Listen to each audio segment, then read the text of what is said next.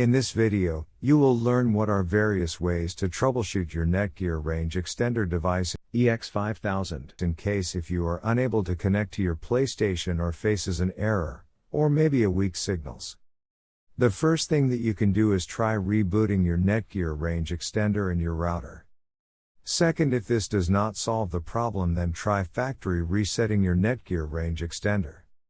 Or set up your Netgear Range Extender again. The third thing that you can do is make sure that you are using the latest firmware version on your Netgear Range Extender. If you do not know how to update firmware, watch one of our videos on it. In case if you are still facing any issue with your Netgear Range Extender device, get in touch with our Netgear Range Extender experts for instant solutions.